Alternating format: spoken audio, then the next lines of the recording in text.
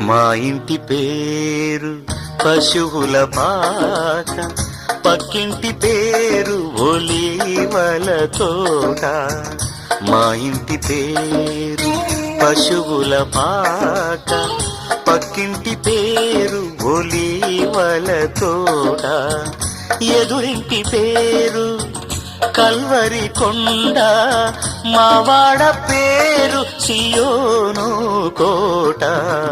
మా ఇంటి పేరు పశువుల పాక, పక్కింటి పేరు ఒలీవల తోట.